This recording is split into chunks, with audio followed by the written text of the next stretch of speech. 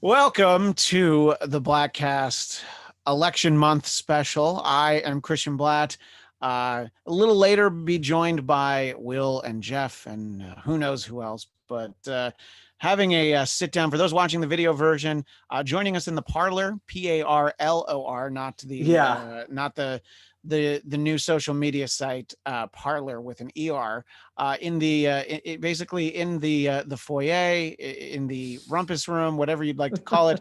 The one and only Mr. Jason Blair coming to us live on live-ish from Austin. How are you, sir? I'm good, and I personally don't have plans to join Parlor. I've heard that it's clunky and slow, and everyone's like, "Oh, well, they'll get it together." But it's like, well, if it's free, you're still going to have the same problems with ad revenue. I mean, they're not just magically going to be able to add capability because they got tons of new users. So, I mean, I think it was a pretty clever marketing push. Yeah, I've been on it for a while. I posted, the only time I've ever posted was on election day. It's just the same pictures of me going to vote as it was anywhere. I'm like, well, that's fairly unobjectionable. Although the fact that I was voting by mail in advance is probably something that no one really noticed.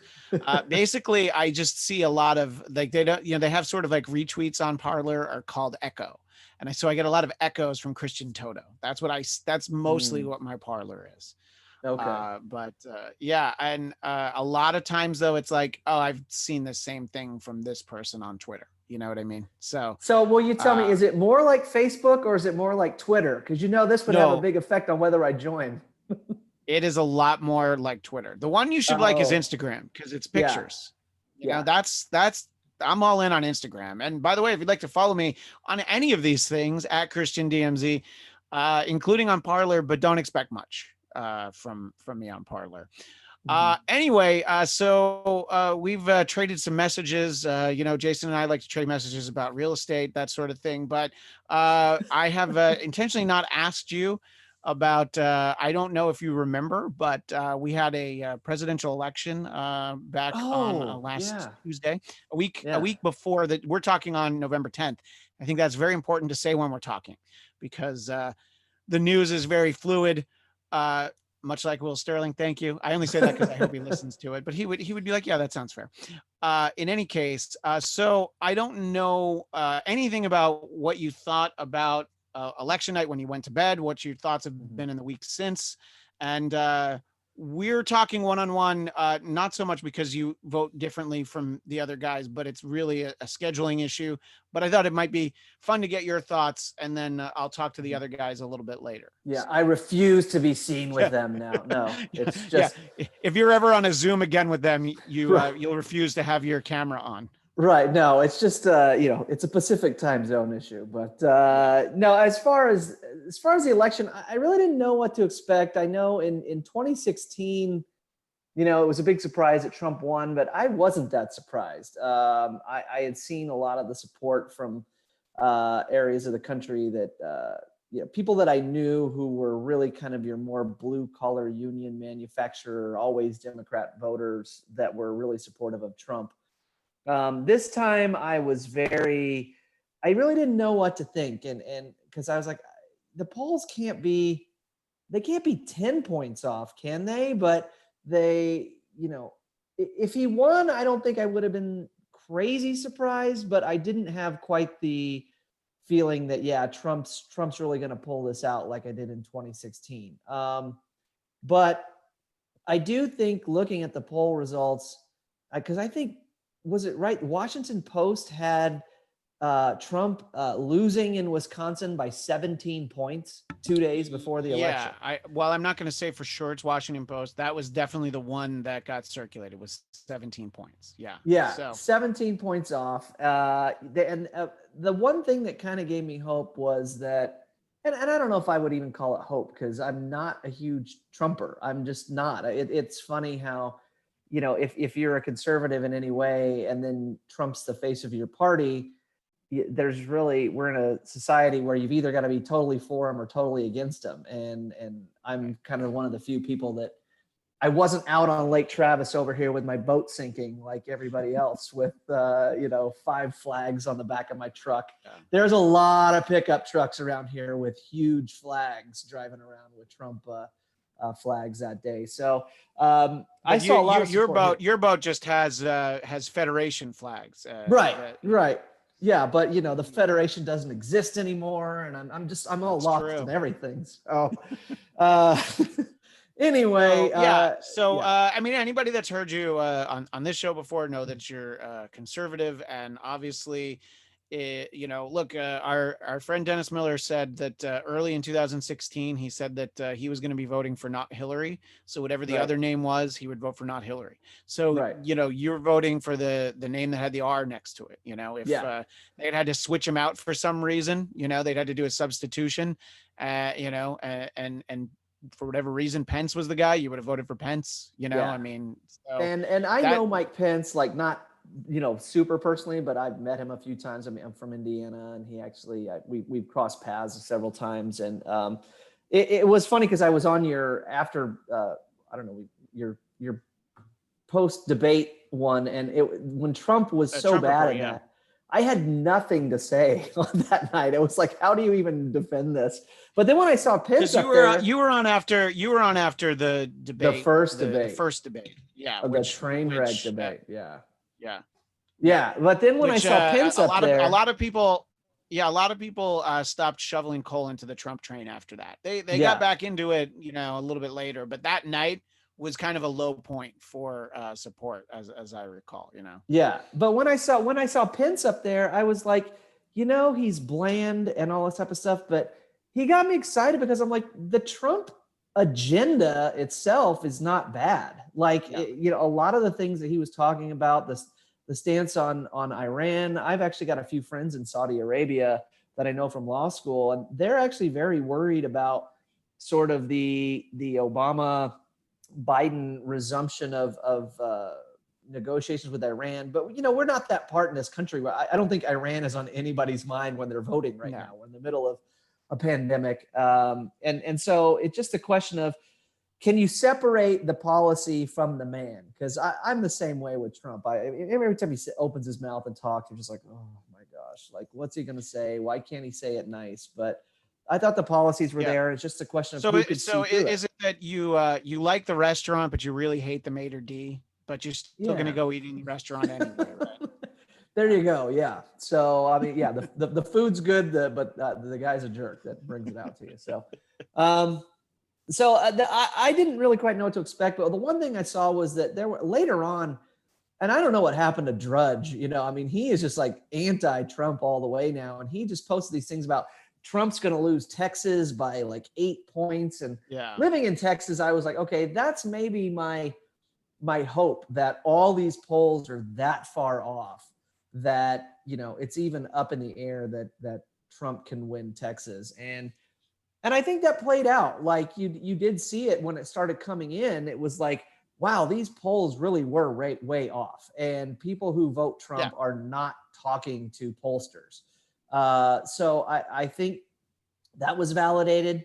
And then you see these numbers. I mean, Trump was up, almost, a million in Pennsylvania at one point? It was 700,000. And so Tuesday night when I went to bed, my impression was that he had won. You know what I mean? Yeah. So I just kind of, and I just, and there was enough out where it's not in the way where you're like, okay, that's a done deal, but you go, because that's really what it looked like 4 years ago. You know? So, and I felt good. I felt like, even if Trump lost, I understood at that point, because I think like Dennis, when, Dennis Miller always talks about, it's already happened. This country's already turned, and Trump's just the last male stop. And then, he says that all the time, that once Trump's gone, this country's going full bore Bernie AOC socialist. And when I saw these results, I was like, no, that's not true. That's really a lot of the media perception. I do think a lot of people are more more centrist than the news reports. And I think that's true for both parties, Democrats Yeah. and Republicans. And if anything, if Trump lost, I thought that it's just we don't like him personally. He's abrasive, and I don't want somebody abrasive. But as far as embracing Green New Deal, and I think it was a gaffe, but when Biden said he's going to end oil, and I mean, Yeah. I don't think people are really as on board with that as much as I think the news and social media had portrayed. And so I felt sort of a sense of calm. I thought that I didn't realize the Senate was going to be this close, but it's like, okay, we're going to hold the Senate. At that point, I didn't know anything about picking up seats in the House, but I went to bed calm-ish. Like, I didn't feel like Trump had it in the bag, but I was like, at least the good part is, even if he loses, I don't think this election results I was seeing was any kind of indication that we have just gone full, Bernie Sanders AOC left, like a lot of people were saying that we were doing. So, Yeah. No, yeah, I think that, and look, I think that as the time has gone on, and you're seeing a lot of Republicans pick up House seats, including here in California. I think that one of the arguments to that people are making in terms of the legality of the vote and all that is the idea of like, well, is the argument is, well, if you voted for Republicans in the House and the Senate, of course you would vote for Donald Trump. But then that, of course, discounts the point of how much people don't like the person, right. And I think that there were more split ballot. But then there's also the argument is like, well, you had all these ballots that only voted for president. But I think every year you have ballots where people only vote for president because they're like, I don't know about any of this other stuff. Literally, I don't know about any of this other stuff. I don't mean me, and they're just like, and that's all they vote for. I think that, it's really, if you'd think that there's a lot for the Republicans to be excited about and what they should be focused on. Anybody who thinks that they're helping the country by donating to Donald Trump's legal defense fund, when you read the emails, that money goes to pay down his campaign debt, almost all of it. What you should be doing, if you're really invested in it, give twice as much to whichever one of the two Arizona senators, the Republican, like that's what you really should be fighting for. The Georgia, by the way, senators. Yeah, Georgia. Yeah, what did I said? Alabama, Arizona. Yeah. So that shows what I know. Georgia. Yeah, but Georgia. Yeah, the two Georgia senators. Thank you for correcting me. Which, by the way, my feeling is that those, no matter how much anybody spends, those are just going to split, and it's not going to solve anything. Because I'm like, no, that's kind of the country we live in, where it's like you're not going to decisively get anything. It's like, no, it's going to be even. So yeah. I mean, look, there's a lot of work that everybody could do there, regardless of how you want to vote, and I think that's sort of like the big battle to have there, because I think that we're at a point where it was, obviously there's this idea of, you have the recounts. Of course, you can do recounts. There's automatic recounts when it's under 1%, that sort of a thing. You worry about that stuff. That's fine.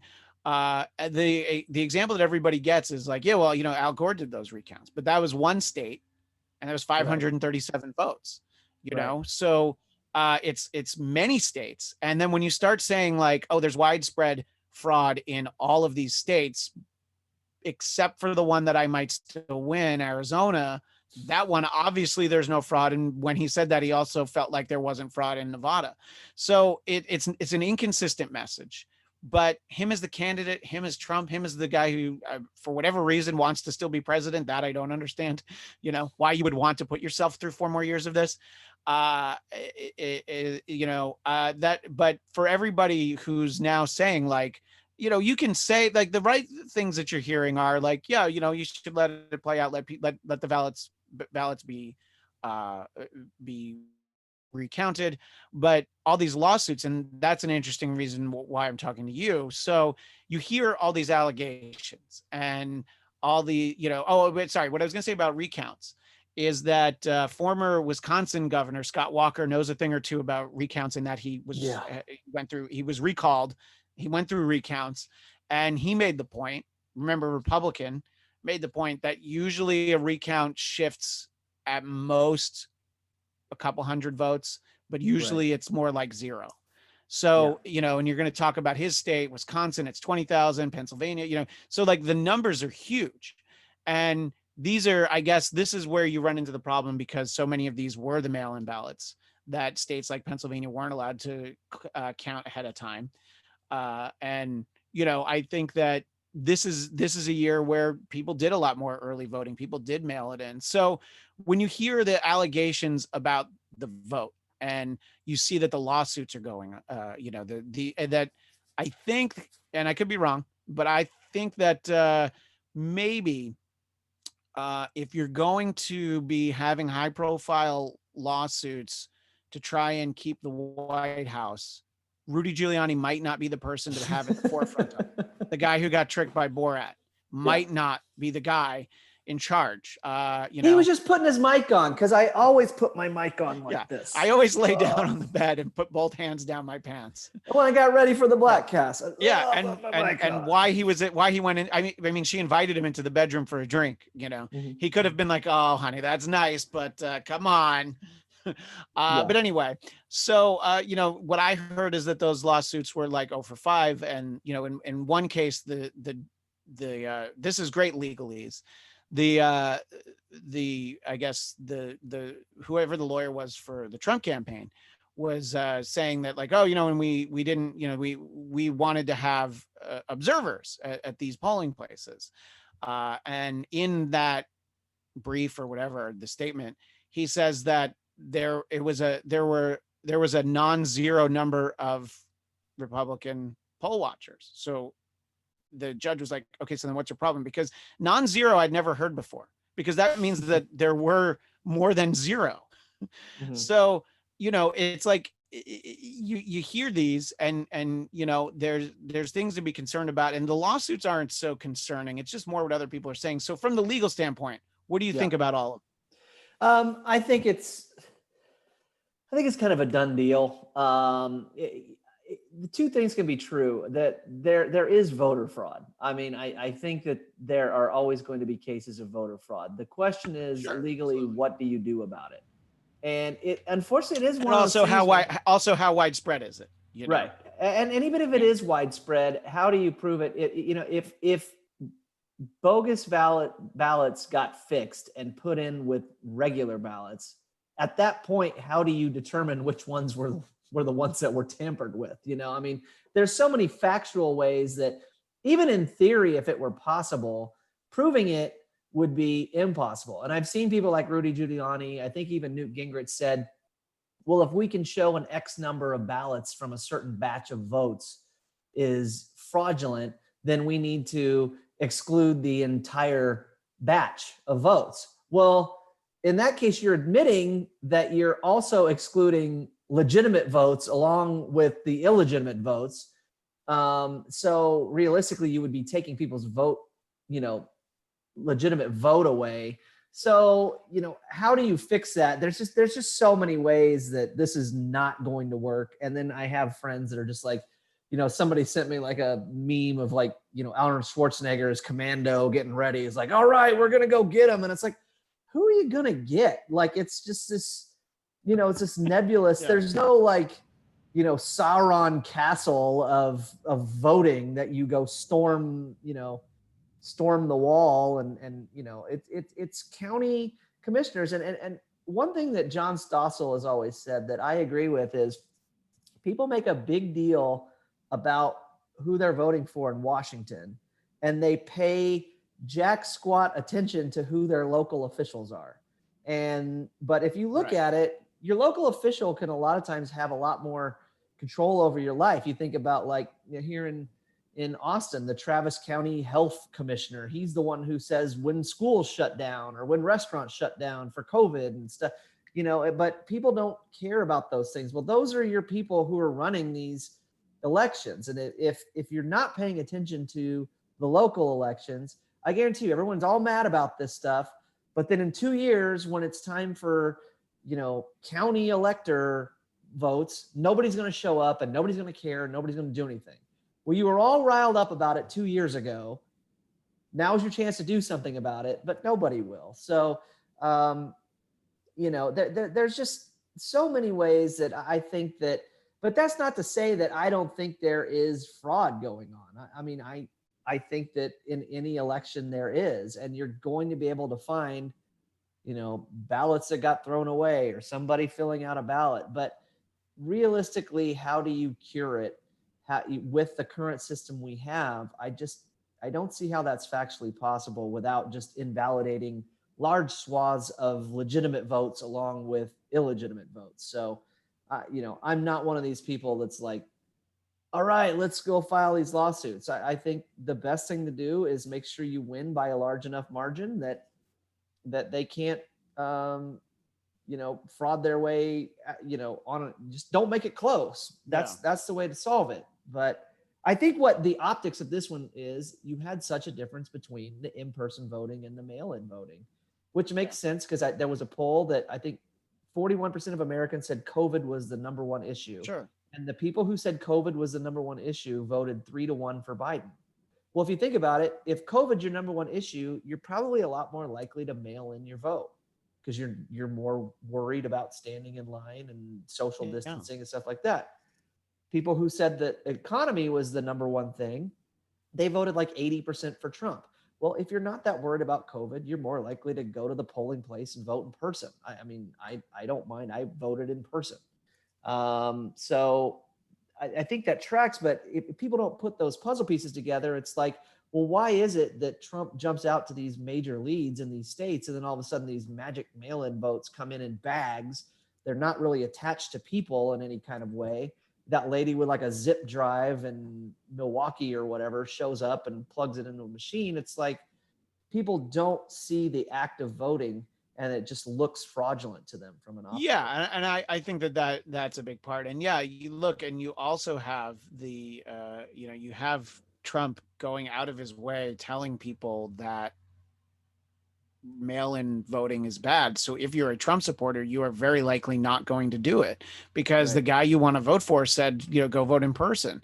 So I mean, that's when, that argument of like, oh, so you're trying to tell me that these ballots went, 83% to 17% or 16 because you give a percent to Joe Jorgensen, and then the answer in some cases is, well, yeah, I mean, it absolutely would, in some of the large metropolitan centers in particular, and I mean, the ongoing tally from Arizona is like every time that there's a tweet, it's a breakdown of all these different counties. And you see the ones where President Trump comes out ahead.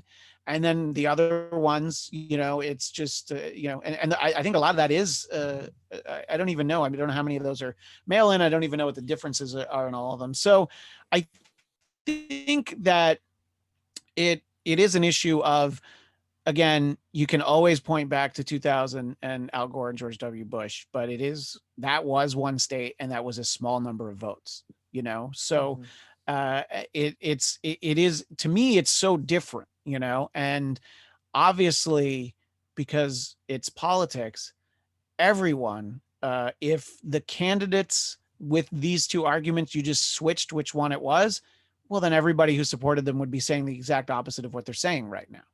It's in their vested interests to say like, oh, there's all these fraudulent ballots. And there's sort of the funny arguments. It's like, okay, so the Democrats stole an election, but they gave away the Senate and a lot of House seats. So it's like they rigged an election, but didn't rig it very well. And in the case of Georgia, you have Republican Secretary of State who is being urged to resign by the two Republican senators, basically, that are going to be in the runoff, that it's in their best interest that he resign. And so it's like you have this bipartisan, effort that the only thing that they were focused on was getting Joe Biden elected. So again, I think people being upset about it is that's very American. I mean, look, 70 million people voted, I think it's inching up to 71, voted to reelect President Trump. And it's like, yeah, I mean, that's what happens with this electoral college, not every 4 years, but it's happened in the past. People forget that, like, when we went to bed in 2004 with Bush and Kerry, we didn't actually know. It took to the next day, because of the electoral college. It's like, it doesn't matter how many people get the most votes, and like, you can argue against that system. And I think it's like, it's only Democrats feel that they've been burned by the electoral college. So you're definitely not going to change it. You'd have to have a Republican president get the popular vote, easily could happen, but then get screwed in the electoral college. And then that's the only time. But so many states would not vote in their favor because, you think that Montana likes being important with their split electoral votes. I think that I can't see most people, most state, the big states would be like, yeah, that's what we want. But in general, I think that, look, it's a flawed system, and it's so confusing to watch foreigners try to understand it. There was a BBC article I read where they tried to explain the electoral college. It's kind of funny, but yeah. So you're saying that because of the margins, do you find it hard to believe that there's the widespread impropriety that rigged the election in those states? Or I mean, and look, I'm not even saying it's impossible. I would never say it's impossible. Are you saying that you feel it's unlikely, or you think it's equally as likely that it happened as it didn't happen? Yeah, I look, I think there's pretty widespread impropriety going on. But the question is, you can't just throw out an accusation and, okay, well, there's the accusation. Okay, now how do you prove it? What is the extent of it? Those things are just too nebulous to prove. I don't think there's any way to do that. I just kind of look at more of what are the optics that's going to help the American people. One thing that I do find a little troubling is it always seems like it's sort of the same go-to cities that have these election problems that tend to be, right or wrong, heavily Democrat machines. It's always your, Detroit, Wayne County, Philadelphia, Milwaukee, and these are just heavy Democrat counties. You don't see that, it seems like, a lot in a lot of other counties. And why is it that they're always the ones that are having the problem? And I know people say, well, they're large cities, they have major, a lot of votes to count, which is true. But at the same time, you think, well, they also would have more people to count them, and there would be more, it would sort of even out in a way. And you also don't see major cities that have, that are so partisan, like Dallas. You don't see, like, Dallas has a major problem because they're a little bit more even. They're not so, this big Democrat machine. I'm sure Dallas is more Democrat than it is Republican, but it's not like, it's not like Detroit. Yeah.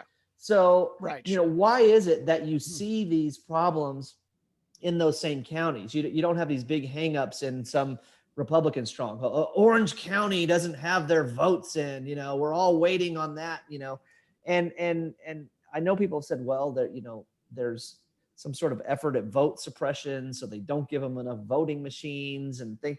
If that's true, then show the argument. But I what is the proof here that there is, some sort of systemic problem that it just seems to be the heavy Democrat cities that have these problems. We're going to stop counting votes for the next 24 hours, like Philadelphia announced. And I think that it really undermines a lot of people's credibility that they only see. Well, the thing happening. that I'll definitely agree with you on is, even if you're able to say, okay, nothing improper happened at any point, it is the optics of it. It's what it looks like. And living in this age where people, are on the scene, and, I think it was in Arizona, in Maricopa County, they were like, look at these vans of people coming in with duffel bags. And it's like, that's all camera equipment. And I mean, it's like, they're not actually coming in with votes, and you have people watching. So if these duffel bags of votes just show up, it's I think that the margins being what they are, and sort of the trends that they've taken are not shocking because of how many people did vote by mail. And The vote by, all you can do is trust people, in terms of their signature, and in some cases, I think in Nevada and Arizona today, you can still come in because they have outstanding, questions about signatures. So, I think that, yeah, somebody probably lives in a house, maybe their mother unfortunately died earlier this year, and yeah, they sent in their ballot. You have stuff like that. Now, apparently you go to jail if that's somehow found out, but stuff like that doesn't surprise me. I will say that this: we've lived in Texas for 2 years, and we got our Indiana ballots in the mail. They got forwarded to us here in Texas, and we did not send them in because we don't live in Indiana. You don't live there anymore. But theoretically, yes, we could have mailed in our ballots. There's definitely, I know for a fact that for after years of living in California, I was still on the voter rolls in New York, even though I had moved for a long time, just because stuff would show up at my dad's house, including a jury duty summons, which all I had to send was a photocopy of my driver's license for California. I was like, yes, I will not be reporting for jury duty in Orange County, New York. So thanks. So I don't know. I think that it's a mess in a way that you have a lot of people that are very nervous. It's not so much that Trump holds these meandering press conferences, where he goes through all the all the ways that he's like, yeah, but I was winning until they started counting more votes, and I was winning until they got more votes in than had been cast, and it's. I think that fundamentally, if you live in another state, you can point at you can always have questions about places where there's a history of issues. But I think for the people in those states, they need to feel like, yeah, I mailed in my ballot because I didn't want to go to the polls, and I mailed it in nice and early. It just didn't get counted in time. So I think that the dangerous part comes into this idea that, you have people, I think, as high profile as like Mark Levin that are telling, that the electoral college electors should not vote the way that the people in their state did. And I think that's, and you've had instances as recently as 4 years ago of when that happens, people do, as a show. I think 2 electoral votes for Trump voted for Hillary, just to, I don't know, some kind of protest. So it doesn't really matter in that instance. But when you're actually pushing for that and you have people that are counting for the movement, and I know what you're talking about, and sort of like you have the people that are saying, the meme of Andrew Breitbart saying war has been shared a lot on my timeline, probably on Parler, but definitely on Twitter. I know that for sure. And it's like, okay, is this a war? And if President Trump really believes in this, why is he just tweeting and playing golf? Like, is he really letting the lawyers handle it, or is he just trying to hit people up for money so that he can pay down some debt? And I'm just asking as a question.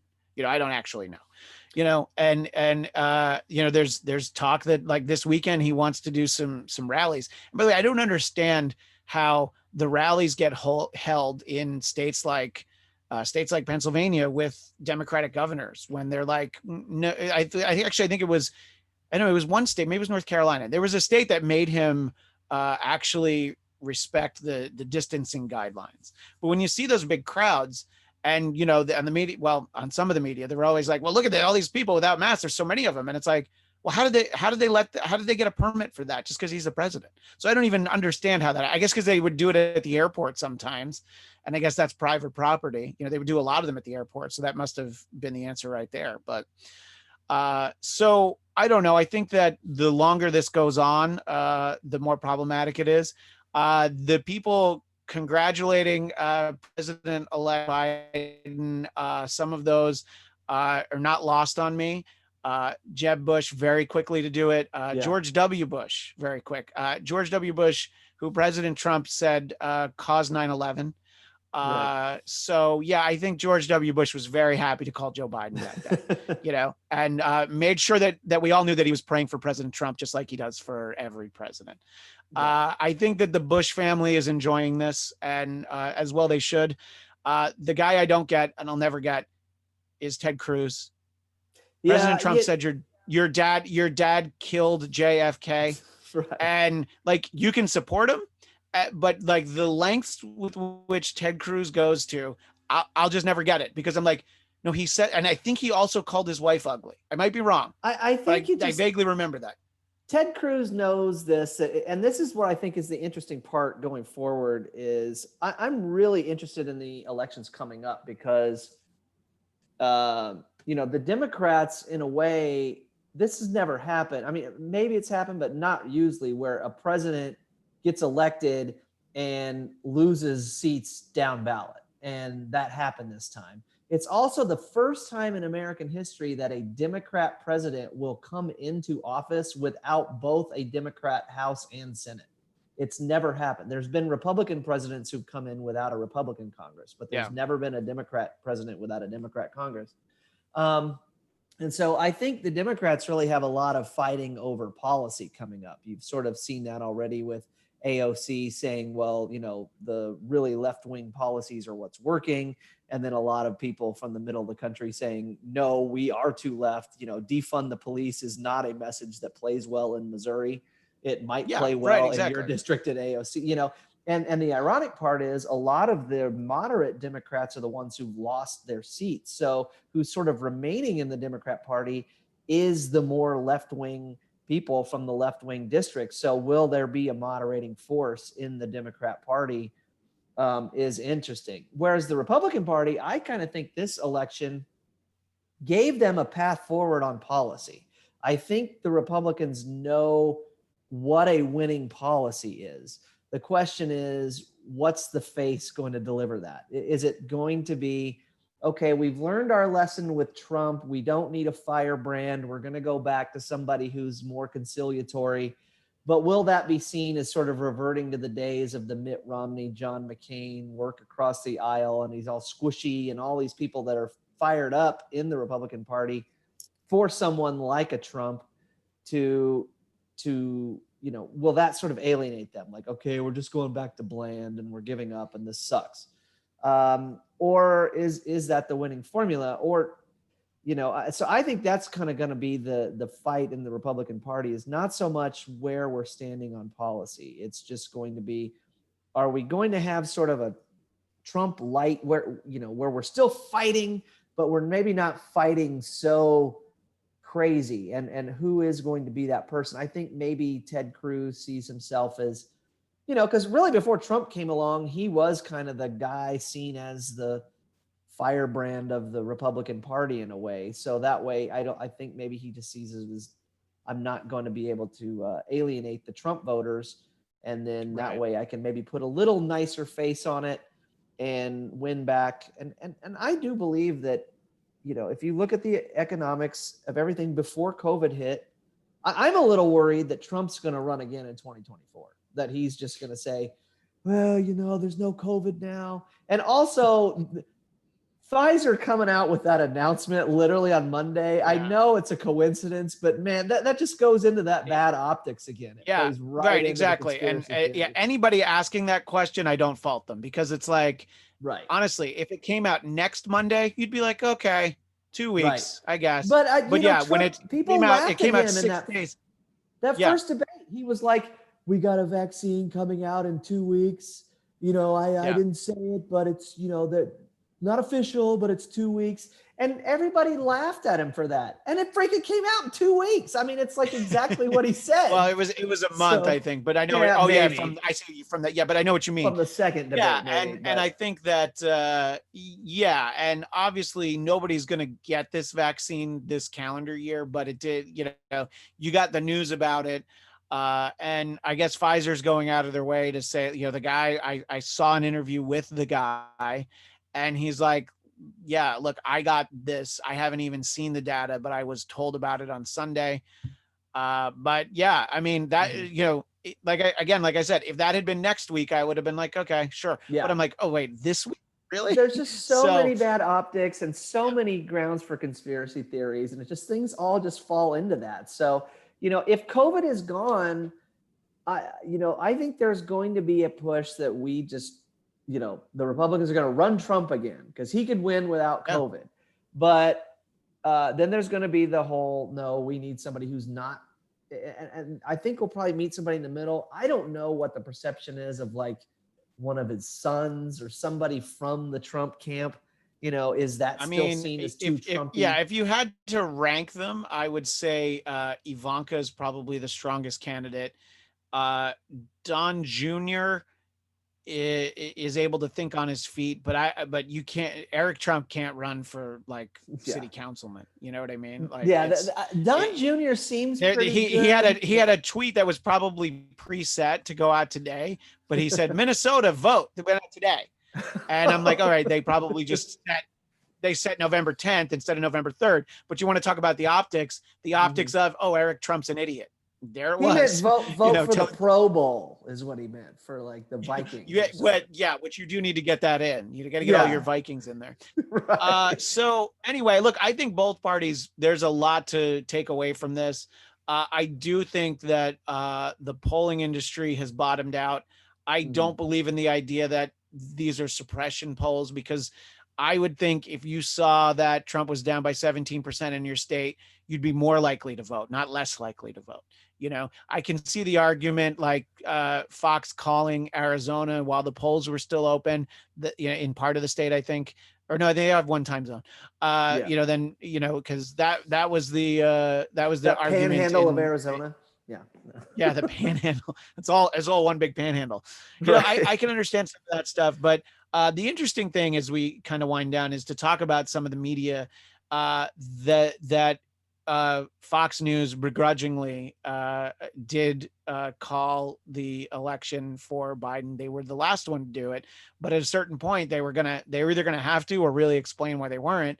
And they're still, as we're talking right now, a little bit before noon Pacific time on Tuesday, November 10th, they're still the only state to have called Arizona, and they called it on Tuesday. And I saw the guy in the decision desk explain it. And I feel like under normal circumstances, he was probably right. But there are all these mail-in ballots and all these other things. So it's he could ultimately be wrong. He could ultimately be wrong, and it could go to Trump by a little bit. But, it was crazy to see the New York Times, Nate Silver at the 538 just reamed Fox News for calling Arizona, and CNN basically blasting Fox News for being too pro Biden. I'm like, I'm living in bizarro world right now. It is so weird, but and by the way, just to be accurate, the Associated Press also called Arizona around the same time. And I don't think they ever took it back, but of the actual cable news channels. And I think you run into the real problem with Fox News as an organization, which I've always watched some Fox News, and I'll watch a little bit of CNN. It's very hard to watch MSNBC, even in races where I might have voted the way that MSNBC would support. I have a lot of trouble with the on-air talent.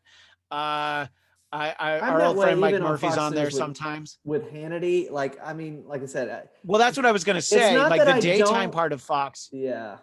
When I watch Hannity, I'm just like, I am embarrassed. It's just such a, let's kiss Trump's butt for, hours on end. And it's just like, okay. And there was this viral video of Tucker Carlson saying that, if Biden's president, you're all going to be drinking Starbucks.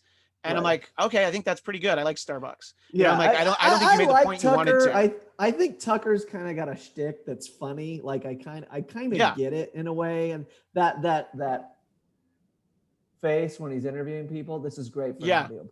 But just, he has his mouth like Tucker, agape. Mm-hmm. Yeah, I know Tucker well enough that I saw him on the street in Washington, D.C. once and said hi and talked to him for a few minutes because he used to guest host for Dennis. That was a long time ago. But and I like Tucker in general. But yeah, obviously all those things are for show.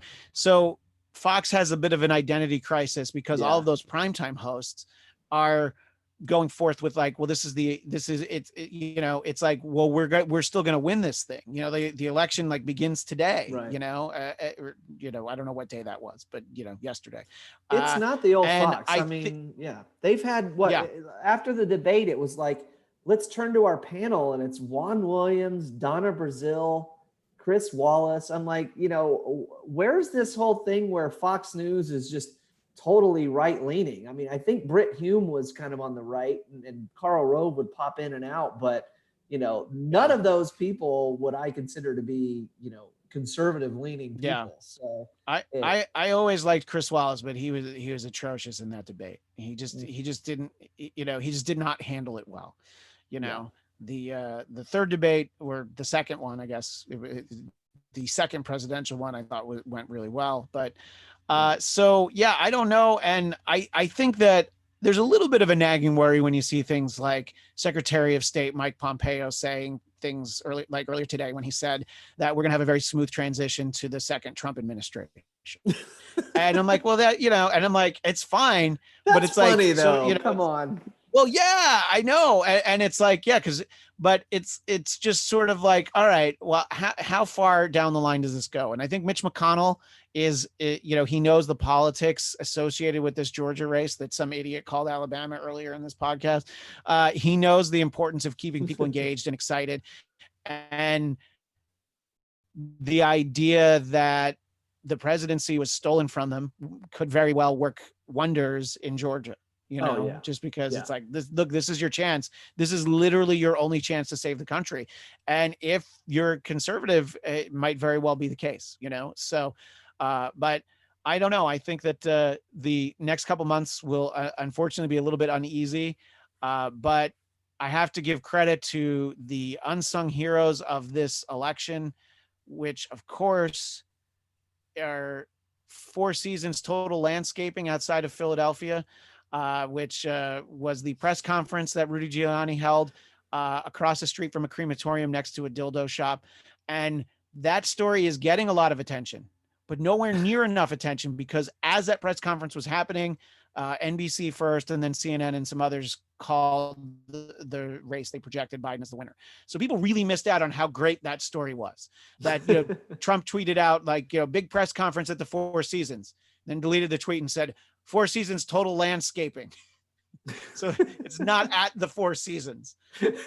And I was just like, oh, come on. That, to me, that's funnier than the scene in Borat, which I thought was very funny, by the way, the scene in Borat. So anyway, there you go. Trademark confusion, right? Yeah. Right up my alley. Hopefully we can do a Bladtcast on a weekend sometime where you can join all the guys without having to stay up till the middle of the night. But I wanted to kind of get your take and see where you were. I think that there's a lot of reasonable questions and concerns, but I noticed you didn't put any war paint on. No. You're not suiting up. I think I actually feel better after this election that I do think our country is actually less divided than we thought, but everyone is perceiving it as more divided. So everybody's got, it's kind of a self-fulfilling prophecy in a way. And I think we just need to learn to fight that urge that everybody's so on total opposite ends of the political spectrum. And that's kind of going to be my mantra over the next 4 years is, we're not that different. There are significant differences. I have a policy difference with you, but it's like, I'm not gonna, I don't want to see you dead like Twitter makes you believe. So that's exactly. Twitter makes you think it's much more. Yeah. And I said this before, but I think that that it's Joe Biden is kind of the soft reset that the country needs. He's the rebound boyfriend where, the boyfriend you had didn't treat you well and you stayed with him probably a little too long. Yeah, there were some fun times, but you just need to move on to the next thing. But before you do that, here's the guy that you're not going to marry. You're just going to hang out with him for a little while. He's going to pay for your dinner. He'll hold the door open for you.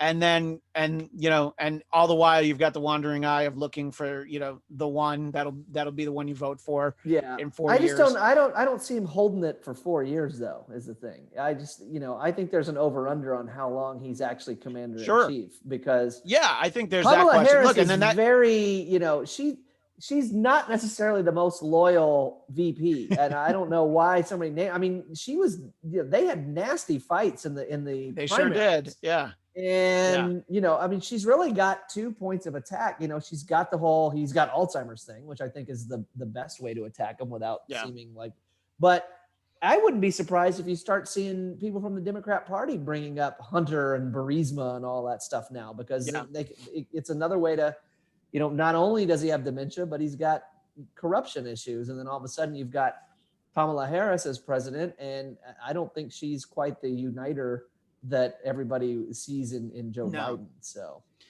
Yeah. Which, by the way, the sort of the reasons you're referencing are the real reasons why I think Trump will not run in 2024. Guy doesn't take care of himself, and so I'm fully expecting him to still be alive.